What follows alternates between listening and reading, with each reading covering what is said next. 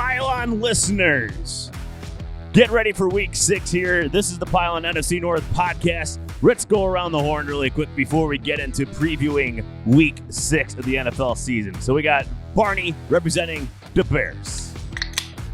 I know y'all saying right now we're the worst 4-1 team in the league, and it's going to suck next week when you're saying we're the worst 5-1 team. Go Bears! Then we got Remy with the Vikings. Keep hanging in there, soldiers. And then last but not least, we got Tinger with the Pack. Packers went on a little bye week. I went on a little bye week myself, boys. Good to be back. Go Pack. And I'm Big Z, representing the Detroit Lions, who are also on a bye week. And a lot of Lions fans like to call the bye week the best week of the year for Lions fans because they don't have to endure the pain of Sundays that we have unfortunately had a lot of experience with over the years. But nonetheless, we move on to week 6, and the entire NFC North is playing, and there's a lot of games to talk about.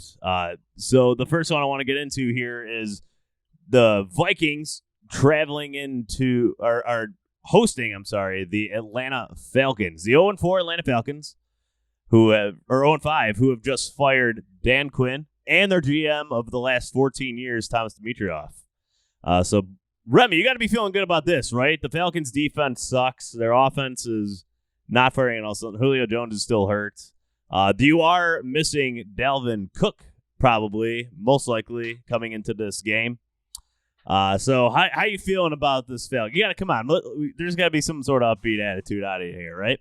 I mean, I think the offense will score points. My main concern is the defense. I mean, you still got Atlanta's amazing receiving core if Julio is even half-ass ready. I'd like to think the Vikings can win, so, you know, I'm expecting a win out of this to get back on track.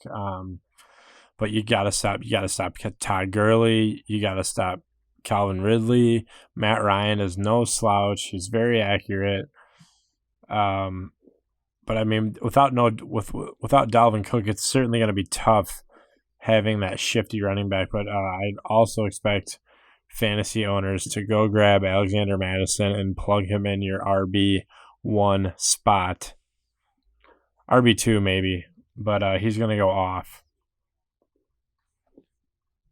Yeah, and I don't want to, brag or anything, but I've had him on my bench waiting for that Dalvin Cook injury all year. He's always getting hurt, so I will benefit at least from his injury. Not that I wish an injury upon anybody, but it does benefit me in fantasy at least. But how do you feel about you gotta like this receiver matchup against the Falcons defense, right? There's a couple instances where last week Carolina just had a simple crossing round. They just outran the entire Atlanta defense. And you got to like the speed of Justin Jefferson or Thielen. I think Jefferson goes and has another field day. I think also Kyle Rudolph finally gets involved. If I'm betting player props, I'm definitely betting touchdowns on Jefferson, Thielen, and Rudolph. But yeah, I think these receivers are going to feast. Heck, Kirk could run one in from 6. Who knows? Yeah. So Kinger and Barney, both your teams played the Falcons this year. How do you feel about this matchup? The Falcons stink. If the Vikings don't win this game, I mean, they really are as bad as their record's showing right now. I mean, you've already highlighted all the key factors here. They're off another loss. Their head coach and GM fired, complete organizational change. Some people, I guess, can make the argument that they're going to step up in a down week like this, but there's nothing positive coming out of Atlanta right now. Minnesota's got to take care of business this week. Barney? Yeah, I got to echo that statement there. It scares me, though. I think the Falcons can pull off a victory versus a shitty secondary in Minnesota. That's the one thing that kind of scares me. But they are really bad defensively with a lot of key players out. This might be a game that, even though Dalvin Cook isn't in, Kirk and company could take a lot of time off the clock. I think it'll be a high possession game for the Vikings, and that's what they're going to need to have to win this game. Yeah, and the Atlanta owner also Arthur Blake, sorry, the guy who made Home Depot, said Matt Ryan's future is in question, I guess. So who knows how much confidence he's going to go out there on the field with as well. That's just a little interesting extra thing. Maybe they'll throw off the offense a little bit and help out the Vikings defense. Barney? Yeah, not to get off topic here, but somebody else's future is questionable right now. Is Le'Veon Bell just dropped from the Jets team, so somebody's going to be picking him up. Sorry about that. I just got a banner notification right there. So somebody's team, I think, is going to get a hell of a lot better. Oh wow, yeah. Wait, did they officially release him? They just did, just a second ago. Get the Bears in the mix. Get the Bears in the mix, Marty. Yeah, would the Bears take Le'Veon Bell? I mean, sure, we'd take him, but I mean, he's a really good pass catching and really patient, really good runner, but I don't think that's somebody that the Bears are going to go after. Give him 12 a year. Give him 12 a year. Book it to the 49ers. Book him to the 49ers. Yeah, right. So, but getting back on the Vikings-Falcons game, Remy. So the Vikings are 3.5-point favorites. You gotta like that, right? And then 54.5 is the over/under in this game. What do you see this game turn out to be here? What's your prediction? I'd like to take the over, even though I could see it going under. I don't know. I mean, we're well into the weeks. I don't think they're sloppy games. Both secondaries are horrendous. They're both going to be throwing touchdowns left and right. I definitely see it going over. So what do you predict the score to be? I'd say 34-31, Minnesota. Attaboy. There you go. All right, Kinger, what do you got? What do you got for this game? I like the Vikings here as well. 38-28 Minnesota. Oh, all right. Barney. I think Matt Ryan loses 3/4 of this game, but he does the reverse of what he's been doing to start this season and has a comeback victory, 31-27 Atlanta. Oh, all right. No, I really like this matchup for the Vikings. I do, especially from an offensive perspective. That Atlanta defense is pretty bad. So I'm gonna go. I like 31. I go 31 to 20. Vikings. I like this matchup a lot for them. So let's move on to the next noon game on the schedule, and I have that down as Bears going to Carolina. Barney. The Carolina Panthers kind of surprising a lot of people around the league. A lot of people had them projected like one of the early favorites to get Trevor Lawrence or something like that with all the upheaval with Cam Newton, Luke Kuechly retiring and such like that. But good coaching could turn around a team really quick. And Matt Rule, they have Joe Brady as their offense coordinator and Teddy Two Gloves, Remy, facing FC North opponent this week. So Barney, how do you feel about the Bears traveling to Carolina this weekend? Carolina, like you said, is a lot tougher opponent than what we thought they were going to be. They dropped the first 2 games of the year versus Vegas and Tampa Bay, 2 solid teams, and then rattled off 3 Ws versus the Chargers, Arizona, and Atlanta. 3 wins in a row. They're hot. Teddy Two Gloves, as you put it, he's looking really clean, very accurate quarterback right now. Even with those gloves on, it blows my mind.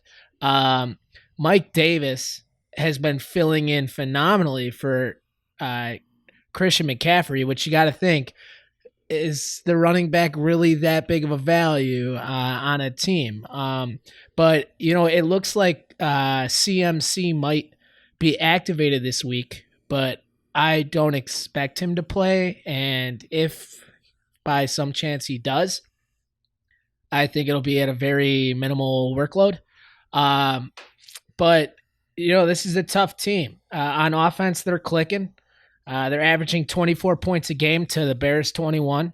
They're sixth in passing yards per game. They have DJ Moore and Robbie Anderson, who are just taking flight for that offense. Rushing attack is more middle of the road. On defensive side of the ball, they don't get after the QBs at all. They're dead last in sacks. They only have 3 in their first 5 games. But they have a pretty good run or pass defense, but the rush defense is what we're going to have to attack, and it'll be a nice challenge because the Bears haven't had a nice run game really all year. So the Bears, I look for them to try to establish the run. I know for an injury standpoint, it hurts us that James Dangle won't be out there at guard for us. It'll be Alex Bars and Rashad Coward filling in for him. I'm not confident that we'll have the best run defense, or rushing attack, but against this defense, we better have something because they got to show some life in that department and even out this balanced offense. But as far as a game goes, I think we really turned it on in the back half of that last game versus Tampa Bay. I see a victory here. I know we're the dog. We're going to be playing in front of fans for the first time, I believe, all year, so that might have some sort of element to the game. But I see the Bears winning yet another ugly game, 22-19. Oh, interesting. And Christian McCaffrey could be he's eligible to come off IR this week. So that's something to look at. I don't think people expect him to be active. He's getting reevaluated this week. If we haven't heard anything by now, I'm assuming he's not playing. But Mike Davis has been more than an admirable fill-in for him. The guy that also receives the ball in the backfield. The Robbie Anderson signing by this Panthers team has been fascinating. He was like probably the last big free agent wide receiver to be signed this offseason. He sat there for a long time. I was wondering where he's going to land. 2 years, $20 million deal, and he's having a career year with this Panthers offense. Pretty much just runs a straight line down the sideline, and it's been super effective. Yeah. How have the Bears been against fast wide receivers like him? That just pretty much it's a good thing that they're really the strength of the Carolina Panthers is their pass game, because our pass defense is awesome, especially when we get into our own territory. I think we're a really stout defense. We gave up one passing touchdown, I'm pretty sure, all year, and that was last week to Mike Evans on like a 2-yard slant. But in terms of fast guys, I don't know if anybody really sticks out in particular that's burned us, because we have been effective with the pass defense, but I think the key to our game is stopping the rushing attack and making them more one-dimensional, because we haven't been as good as we have been in years in the run game. So we really need to, just punch Mike Davis in the mouth and stop that rushing attack so that, we can force Teddy Two Gloves to try to beat us. All right. Remy, how do you feel about this game? So what do you got? I do think it's going to be a weird score. I'm going to flip-flop scores with Barney and say 22-19 in favor of the Two Gloves. All right, Kinger. Bears is 2.5-point underdogs here. Doesn't make a lot of sense to me in my mind. The Panthers are not as good of team as Tampa Bay. Complete team of Tampa Bay, in my opinion. The fact that the Bears were able to escape that last week, I do think Carolina is going to be a formidable opponent, but I do agree with Barney. They're not as good. Their offense I don't think is as good as the Bears defense. I'm going to take the Bears in a close one, though, 24-21. Yeah, this is a tough game to call. It's a tough one. I can see why the Bears are underdogs, just because I think people still bet based on who the home team is, and it's less relevant this year than usual. But like Barney said, there are fans here, so it makes it a little more interesting. But I like what I've seen out of the Panthers. I think they're just a really solid and well coached team, just fundamentally sound. So I'm gonna go 19-16. Panthers win. Just a really Ooh. odd score. But I feel it has, like you guys were saying, this has a feeling of like weird and ugly kind of game going on here. Yeah, I don't think it's going to be a pretty one, fellas. The over-under in this is 44, so definitely the lowest of the week by far. So there's our predictions for the Bears at Panthers, and now let's move to the third noon game, and that's my Detroit Lions, 3-point favorites on the road in Jacksonville. Over-under 54.5. It'll be interesting to see if Justin Coleman is activated off IR, but otherwise, I really like this matchup for the Lions. In terms of the Jaguars' defense, at least, it's been subpar. They have not, since they got rid of Ngakoue, their pass rush has been minimal. It's one of the worst in the league, and their pass coverage is a reflection of that as well. So their defense has been way below the standards that we usually see out of the Jaguars franchise. Gardner Minshew is a problem. He has really good pocket awareness, but I think where he gets success is when he rolls out of the pocket or tries to create more time. I think the Lions are going to do what they do best, which is part of my biggest complaint with them usually in terms of they're just going to bull rush and keep the quarterback in the pocket, tighten it up on him. I really like that aspect of the matchup. So the one issue I have here is the Jaguars do have a really good run game with James Robinson going against the Lions' run defense, which is one of the worst in the league. So that's what gives me hesitation about this game more than anything is the Jaguars' run offense versus the Lions' rush defense. However, I think the Lions have too much offensive power. A bye week for Stafford to gather himself. He hasn't been quite himself this year, but a bye week, a little more time to prepare for what I think is one of the worst teams in the league. Like a lot of people thought coming into the season, then they beat the Colts and people are high on them, but they're seeing the true value now again. But I see the Lions winning this one 34-23. I think they walk out with a double-digit win, and I'm going to be positive. I'm going to have some positive vibes heading into the following week against the Falcons. So let's go around here though. Kinger, what do you think for this game? Double-digit win. That's a big, bold prediction there from you, Lion, or from there, Big Z. Oh yeah, I've had a week off. I've had a lot of time to reflect. That's right. You drank a lot of Kool-Aid. You're back so in much the game. Kool-Aid. Yeah, so much exactly. Kool-Aid. So, I better hear later in the podcast when we go over our best bets. I better hear the Lions on that list. But you're right. The Jaguars they're lowly right now as well. They beat the Colts week 1. They lose 3 games in a row. Gardner Minshew's shown flashes of being good, but overall, I don't know that he's really the answer for the Jaguars. Defense not performed up to expectations thus far. You like to think the Lions are going to win this game by double digits. You like to think that. I don't think that's going to be the case. I still don't believe in the Lions D. Like Minshew to at least score some points. I'm going to take the Lions 27-21. Woo! Barney. Big C, you said right at the top of this breakdown that this is a matchup you really like. And I am glad that you like the matchup versus one of the worst teams in the league because that would be scary if you didn't. But I, too, see this game going your way to the 1-3 Detroit Lions. Gardner Minshew's a tough guy. I never bet against him. He seems to always just pick my pocket at the end of the game, so I will stay away. Fair.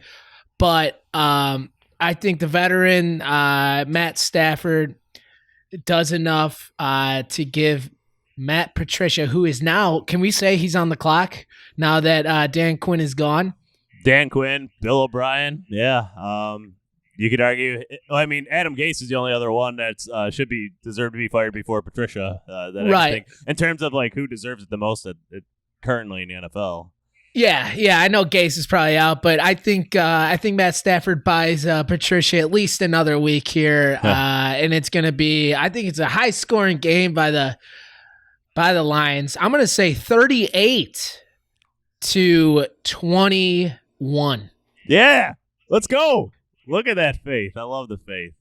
I would say the third most likely coach to be fired is the first half of Bears games, Barney, just based on my Twitter feed. There's so much shit coming from Bears fans about the Nagy coaching and stuff, and but they get the win at the end of the game, so it always It always seems to work out. It's just hilarious to me. I just laugh every time. I won't say it's not warranted. I'll just leave it at that, though. All right, Remy, what do you have for my Lions going to Jacksonville? I do think Minshew is a problem, but I mean, I've also seen what Stafford and that team can do year after year. I like him 35-25 in Lions' favor. I love this. I love it. A clean sweep right here. I love it. All right, it's gonna happen. It's gonna happen. But let's move on to the fourth game of this NFC North Week 6 preview, and that is Green Bay. Their chance to get after Tom Brady, Kinger. So just break it down for us. Green Bay traveling to Tampa.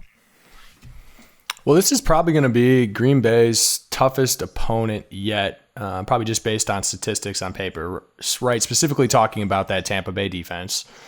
We have the number one rush defense in the league versus the number one offensive line statistically in the league thus far in the Packers. Not only number one in run block win percentage, but pass block win percentage as well. It's been pretty amazing so far that, with Bulaga signing with the Chargers in the offseason, there are a lot of questions. They've been able to excel thus far. There's going to be some questions, on the Tampa Bay defense. Vita Vea, who's been their stout run stopper there in the middle. He broke his leg last week, so they've got another guy, Raheem Nunez-Roche, I believe is how you pronounce his last name. He's going to be stepping in. So that's a pretty big loss for Tampa Bay versus, again, a very good Green Bay offensive line. But they've had playmakers across the board, so I'm really excited to watch this offensive versus defensive matchup. Carlton Davis is tied for the league with 3 others with interceptions this year. Jason Pierre-Paul is top 10 in sacks with 4. They've got playmakers across the board. 2 really high volume tackling linebackers in Levante David and Devin White. So, I watched them play last week versus the Bears and was pretty impressed with what I saw. And I'm excited to see Rodgers off the bye.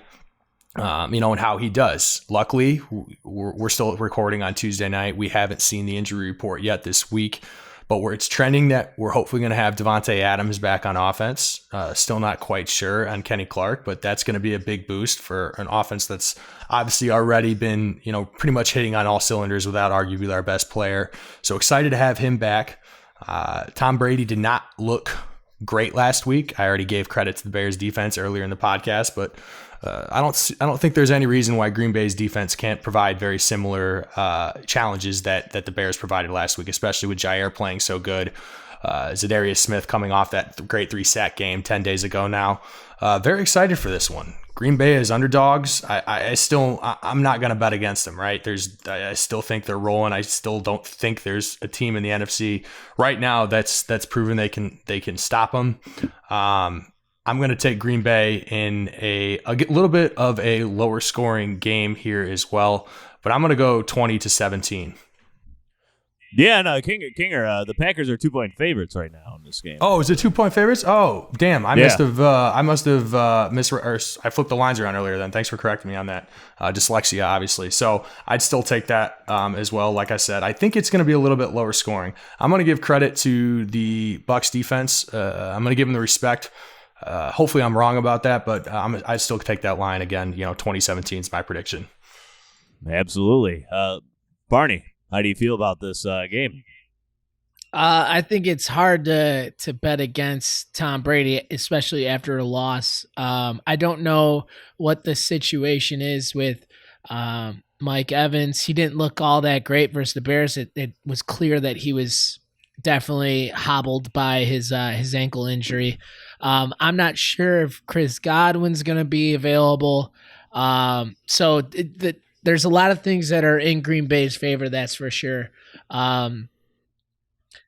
Chris Godwin did return to practice for the first time today. I don't know, Big Z, if he was actually returning to practice, but he's doing some jogging on the sideline. They said it was the first actual physical activity he's done for the team in a while. So it's training for him to practice, I believe.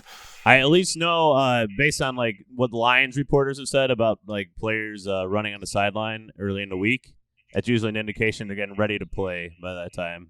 Right. But you never know. You never know. But Barney, did you give a prediction? Yeah, I think it's a high-scoring game. the Bears just beat Tampa Bay, so they're the best team in the NFC North. So Green Bay is probably not going to get it done. So I'm going to go with Tom Brady and the Buccaneers 28-27. Book it. Oh, wow. All right. 28-27. Remy, you're familiar with that score, right? From last Sunday night? I am. Don't remind me. No, I think. What do you have for this game? What do you have for this game? Obviously, I think both QBs are talented. Although my rule is on here: never bet for the Packers or the Saints. That way, I have Tampa Bay 38, Green Bay 20. Absolute debacle. Put it on them, Tom. I would love to see Green Bay get throttled by 18 points. Humble them and bring them right back down to earth. I don't know Remy what really football I don't know what football he's been watching that he thinks that there's going to be a throttling this weekend, but we'll see. Well, Remy bets with emotion over there, so at least I do. It's how I'm trying to think of the best way to put this. Just the way Tom Brady has played compared to the way the Packers have looked. Tom Brady had one good games against the Chargers, but the rest of his stats this year have not been anything spectacular, really. I mean, literally half of his touchdown passes came in one game this year. And I think the Packers defense against this offensive line, Zadarius Smith, we saw what a good D-end can do against Tristan Wirfs. I think Tristan Wirfs is going to struggle again. Zadarius Smith is arguably the best D lineman in the league, maybe besides Aaron Donald right now, the way he's been playing. I really like that matchup. So I like the Packers here. I'm going to go 27-21 Packers in this game. I like the matchup for the Packers. Barney? I just want to say I want to ask Kinger a question. Most of Zadarius Smith's success is because Pettin has been using him going right up the middle, right? In different sets, he's been finding a lot of success right up that nose guard and that A gap, right? Absolutely. They are not afraid to move him around, and that's been a staple of Pettin since he signed in Green Bay a couple years ago. So you're exactly right. I anticipate him to be all over the place again, and especially since Kenny Clark's been out, he's been lining up, in more so in the interior than he has in other games. All right, so I think that's going to wrap up our preview of the NFC. What? Yeah, Barney, you want to throw one more thing? No, that wraps up all the previews. I just we're still getting to our best segment here, right? Yep, exactly. Yep. So he's ready to talk gambling. Our best bets. That's right. So week 6 of the NFL coming up. Barney, give us a recap of a rough week 5. It was rough again. I wish I could say I did bad, but the success just keeps churning out on my side here.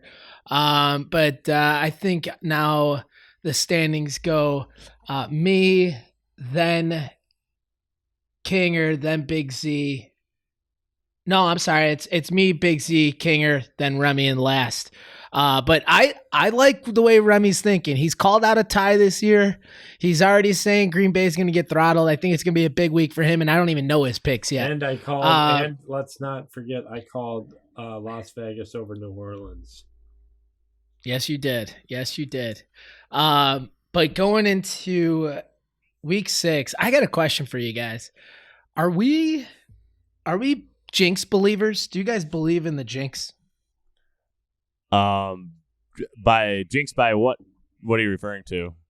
Like a jinx. Do you believe in a jinx? Being able to jinx yourself, or when the announcer says this kicker's been pretty good and then he misses it. Do you believe in the jinx? Are we a jinx podcast? I don't, but I love accusing people of jinxing me or something like that. That's for sure. I'm in the same boat as Big Z there. I need when the Lions screw up, I need someone to blame. So I usually blame someone, if I watch the game with my cousin every week and he wore a different shirt this week, I'll blame. I need someone to blame. So that type of thing. But I know really I'm just looking for an excuse. The reason I asked is because when I saw these lines come out, and it's early, right? boy, do I like a lot of them. So naturally, I had to put together a nice little parlay. But I'm happy we're not a jinx podcast here, because now I'm not going to burn myself, because I don't believe in a jinx. I just believe in poor execution.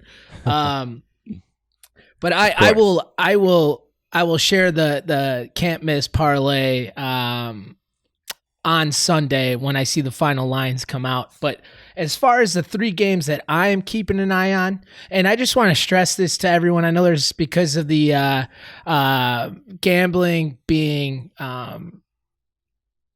legalized, that there's a lot of new gamblers here that love to get in on the action. With COVID going on, and it's not even like an injury riddled season. Your favorite guy might be taken out because of a positive test. So unless you really, really, really like the line and you think it's going to move in your against your direction, wait until game time at least to grab some of these, because some of these lines are moving much, much greater than in years past. But for the first 3 lines that I really like coming out. Wait, Barney, could I just throw in one more thing for listeners? Just we're recording this late on a Tuesday, so when we say some of these lines are bound to change by the time this is released on Thursday. And then on Sundays, we are posting our best bets on Instagram, and those will be the most up-to-date lines. So I just wanted to throw that out there as well.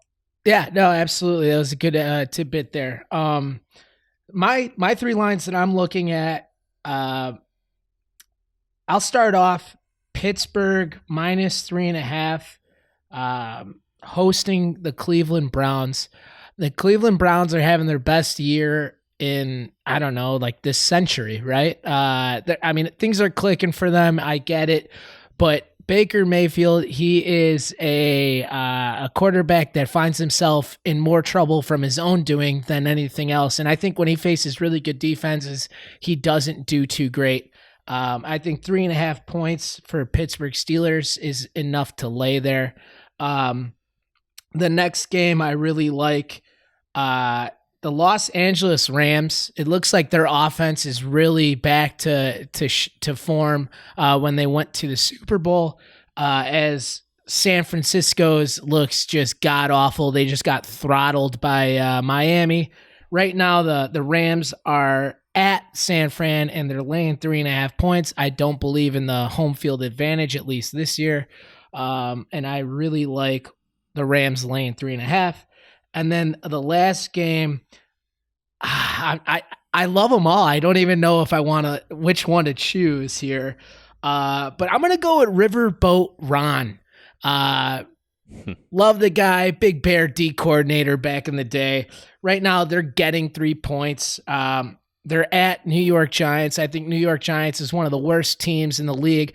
I'm not saying Washington's great, but they got a really stout front seven that I think will stifle that Giants offense. And Alex Smith is back, right? I mean, I'm going with the old Buck and Riverboat Ron for +3. Book it. All right. So those are Barney's best bets. Let's go over to Remy. Remy, what do you got for us this week? So for what seems to be once in my life, I am betting on the Vikings. I got them at -6.5. I'm also keeping an eye on that Steeler Browns game, but I'm taking the Browns at +4. Stefanski is an offensive genius, and I think you do take the over in that, but I'm gonna say that the Browns pull this out at +4, and I roll with them almost every week, and I just got to stick to it. Cincinnati Bengals over the Colts +9. All right. Let's move over to Kinger now. Kinger, what are your best bets? Boys, I'm on a little bit of a slump right now. The last 2 weeks have not gone very well. So I am looking for a big bounce back here this weekend. I'm going to start with, as always, as it seems to go, my one game in which I am against Barney. He is taking the Redskins to cover 3. I'm going to take the Giants this week. I think this is the week the Giants get their first win. I liked how they looked last week. I don't think Washington's defense is as good as advertised, as Barney just discussed. So we'll wait and see. But I'm going to take the Giants this week. I like them. I got a feeling they're on the board. I mentioned it earlier as well. Hate to do it, but I'm going to take the Bears plus 2.5. I think they're a better team than Carolina. I hope that's not the case. I'll be happy to lose money if they lose, but I'm going to take the Bears to cover.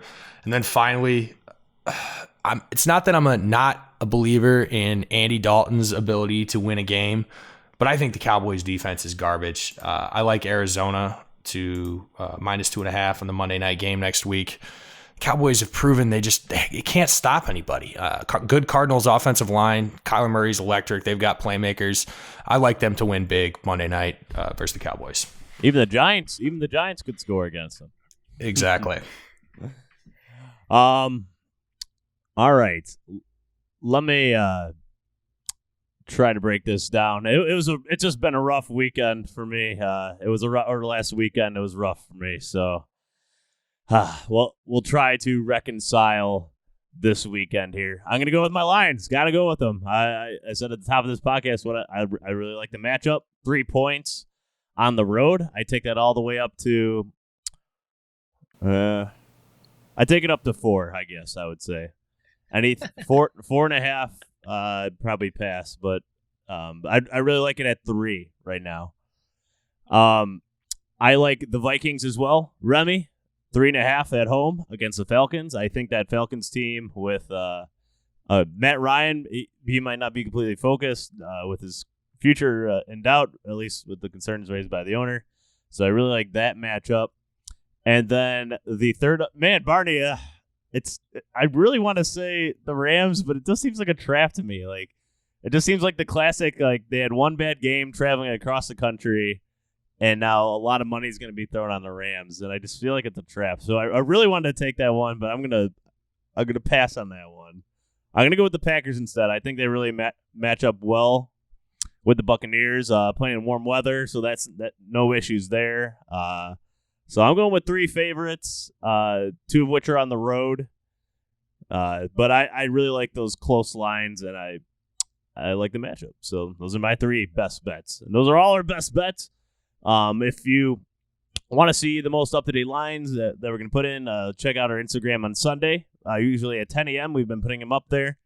So stay tuned. There's no Thursday night game this week, so we have no bet to put up on Thursday. There's Tuesday night football instead. So there's still TNF, just Tuesday night instead of Thursday night. But there will be 2 Monday night games again. I like that. I do like that. But I think that's going to wrap it up for us here. Previewing week 6 of the NFL season.